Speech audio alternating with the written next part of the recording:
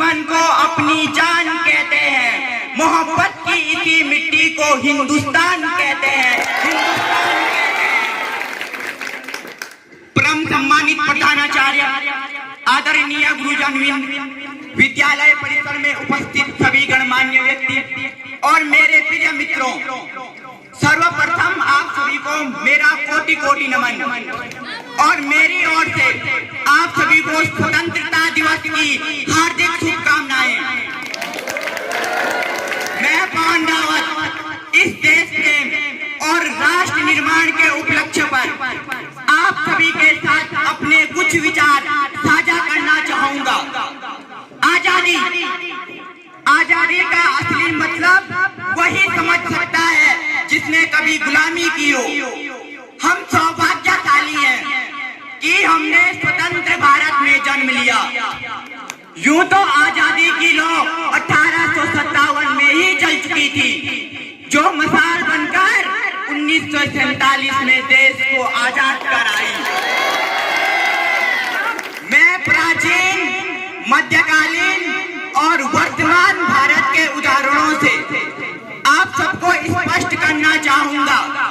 जब हम फिरंगियों के फेरे में फंस गए थे, तो रंग दे बसंती चोला की एक आवाज पर टोलों के टोले उमड़ आते थे और उनके वंदे मातरम के नारे से खून में आने वाला 5-5 डिग्री का तूफान अंग्रेजी शासकों की जड़ों में तूफान ला देता था।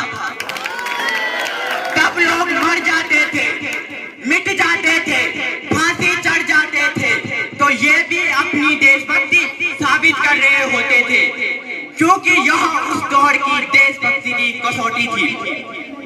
इसके बाद 1962, 65 और 71 के युद्धों में जब अनेक जवानों ने अपने प्राण गंवा दिए, इसके बावजूद भी एक माँ अपने बेटे को सरहद पर दुश्मनों की धज्जियां उड़ाने के लिए भेज देती और उसे पत्र लिखवा कर भेजा करती कि अम्मा ने खत लिखा है बड़े ही चाव से, पुत्र मेरे ना घबरा जाना, 1 इंच भी पीछे ना हटना, चाहे इंच इंच कट जाना, चाहे इंच इंच कट जाना। इस तरह उस समय पूरा परिवार अपनी देशभक्ति साबित कर रहा होता था। तब देश बलिदान मांगता था, तब देश लड़ जाने को कहता था, तब देश मर जाने को, मिट जाने को, फांसी चढ़ जाने को कहता था।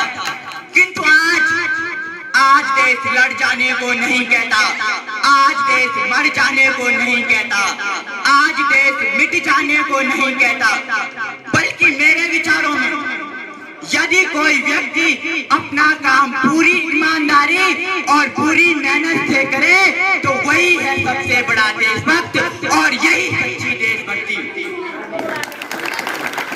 अब मैं वर्तमान भारत के उदाहरणों से आपको कुछ चीजें स्पष्ट करना चाहूंगा। मैं अपने साथ घटित एक घटना आप सबके समक्ष रखना चाहूंगा, जरा ध्यान से सुनिएगा। बात बीते कुछ दिनों पहले की है, जब मैं जनपद स्तरीय भाषण प्रतियोगिता में भाग लेने पहुंचा। इस प्रतियोगिता में मेरे ही तरह 7 अन्य प्रतिभागी भाग करने पहुंचे। प्रतियोगिता का परिणाम घोषित करने के लिए 3 जजों को नियुक्त किया गया। जिन्हें प्रथम जज नियुक्त किया गया वे और कोई नहीं बल्कि हमारे साथ प्रतियोगिता में भाग लेने पहुंची एक बालिका के पिता थे। अब आपको ये जानकर हैरानी होगी कि वे ना पेशे से कोई टीचर थे, ना कोई सरकारी अधिकारी थे और ना ही इस विषय के विशेषज्ञ थे, फिर भी उन्हें जज नियुक्त किया गया।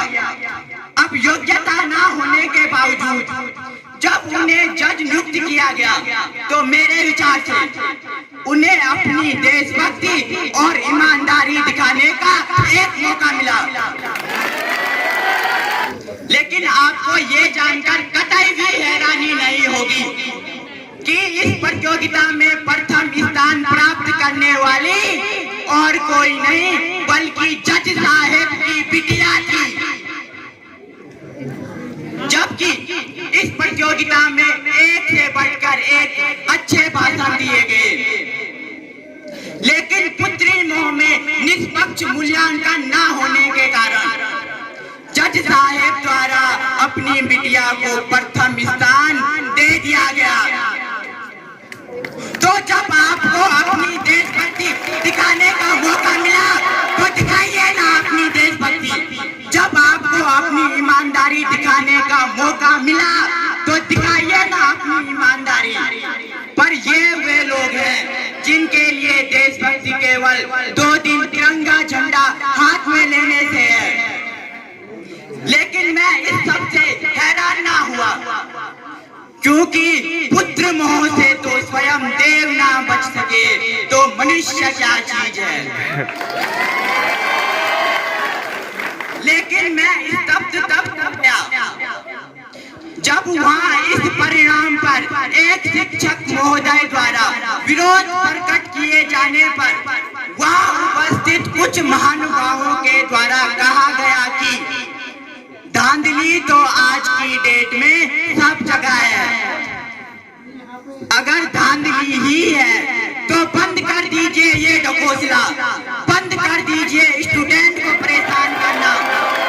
मेरा मकसद इस भाषण के द्वारा किसी को भी ठेस पहुंचाने का नहीं है, बल्कि मेरा मकसद अपने साथ घटित हुए घटनाक्रम को आपके समक्ष रखते हुए भारत की वर्तमान स्थिति को उजागर करने का है।